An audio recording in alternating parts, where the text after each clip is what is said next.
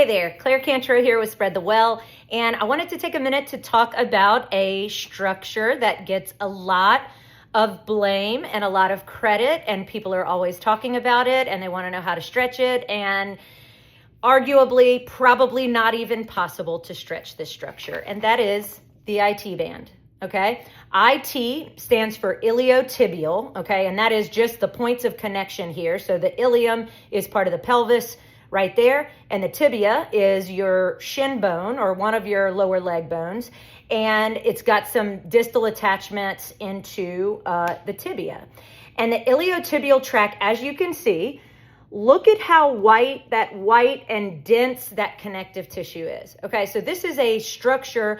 Not all of our fascia is dense, and I'll go into that in a different video, but this specific structure is made to be very dense. It is indeed a tendon of the tensor fascia lata muscle. So that is that muscle right here, it is a hip flexor and also a hip abductor, meaning I kick my leg out to the side, okay?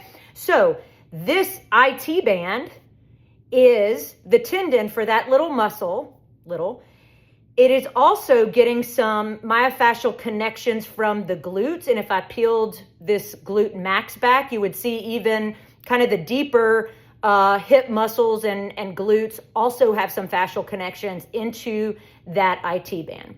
The IT band itself does not just get tight for no reason.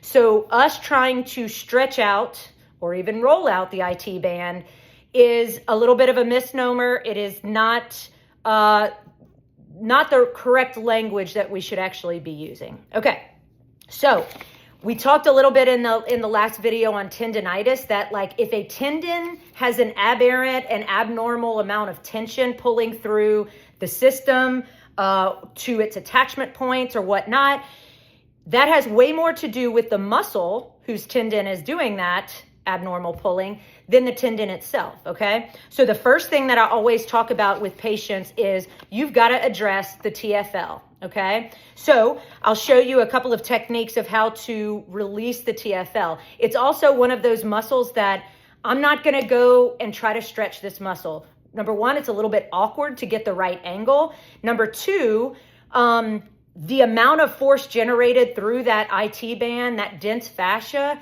is not going to be helpful to me to try to isolate some myofascial stretching there. So the thing that I'm going to do most is I'm going to get on a ball and I'm going to do some trigger point release to that TFL. I'm going to get my percussion gun right there. I'll arguably get a foam roller in action and those sort of things. But I'm going to do way more myofascial trigger point release to that muscle than I am going to try to stretch that muscle. The other super interesting thing that I want you to take note of is this big muscle, okay? You can see a little bit of the front of it and a little bit behind this dense IT band. That is one of the four quadriceps muscles. That's the vastus lateralis, and what that translates to is it's the most lateral muscle, okay?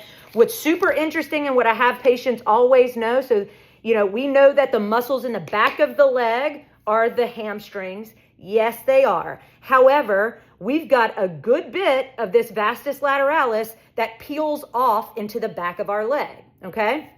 The other interesting thing that I will note, hello Peaches, is this is from our trusty Trigger Point myofascial book. This is a picture of that vastus lateralis, okay, so isolated by itself.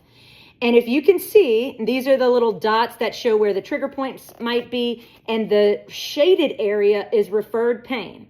If I shaded that out on anyone's leg, it would mimic the IT band. So when we talk about someone having IT band pain, they don't have IT band pain. They have trigger points, myofascial trigger points in their vastus lateralis or in their TFL, which I could, pulling right up to it.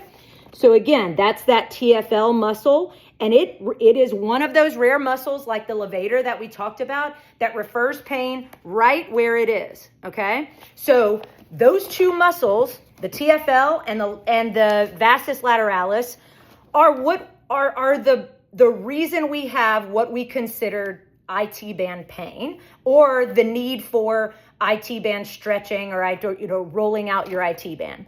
So I'm going to say that. Now, that is not to say that we can't have IT band tendonitis at the knee or IT band or a snapping hip syndrome at the hip, which would be when that whole lateral compartment gets so tight, not just the IT band, but that whole system gets so tight that it starts, anytime I'm moving, snapping over the big bony prominence in our hip, the greater trochanter, and we get a lot of irritation in that bursa that's right there and through that musculotendinous junction, okay?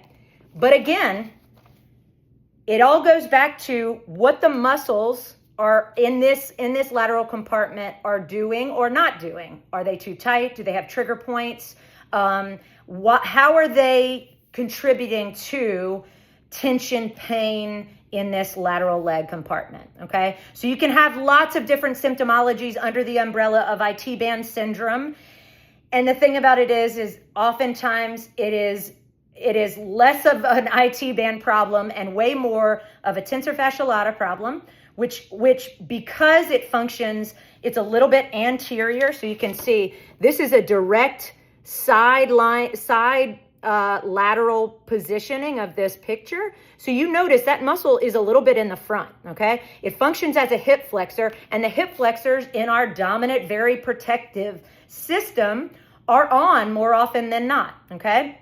So that sort of chronic sitting posture, chronic stress and tension is generating tension in that anterior compartment, and we're getting too much tension through that system, okay? So I'm going to show you two ways, or the most ideal ways to release the IT band, translating to releasing the TFL, the tensor fasciae lata, and the vastus lateralis. Number one is on the IT band.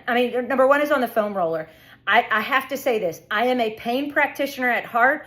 My patients would probably argue that I withhold from putting them through any sort of pain and those sort of things. Although some pain is productive in nature.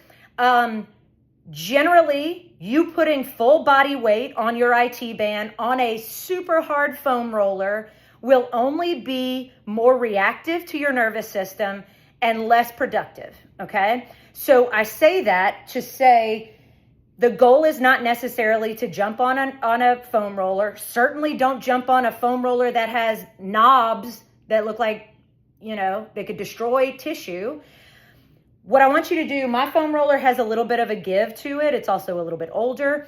That I would kind of allow. The other thing that I tell patients to do is start off on both legs and then just kind of bias that side, that more problematic side. And you're going to do the same thing that we've always talked about in our videos about trigger point release, where you find a spot, roll, find a spot that is, reproduces some pain, reproduces your familiar pain, or just kind of hurts and creates a little bit of a guarded protective response, and hold pressure there, okay? Let it release, roll, find the next spot, and just kind of keep doing that all through that system, okay? Let me show you. Excuse me, Oakley. So I'm going to kind of show you in sideline here. The first thing that I would probably do to get, Oakley, to get people, their body used to, or their quad, their problematic quad used to this sort of pressure is I would do both sides, okay? And notice I can roll equal weight all the way to my knee and all the way back up to my hip, okay? And I can do that. Now, if I want to bias that right quad, I can do that. I can still have a little weight through my left, so I'm not having a full body weight on this whole right side, which is already painful and problematic. And I can control how much weight I put in, and I can do that same thing. And right there, I find a little spot, and I'm going to hold, let it kind of give, okay? And then I'm going to roll up, and I can roll all the way to the knee. We're not trying to roll over the kneecap and create more issues and stuff, but understanding that that whole fascial compartment goes all the way down and attaches here and kind of the front aspect of the knee here onto that tibia. Okay, The other thing that I will show you, hang on. See, I'm not prepared. I am not prepared. You're right.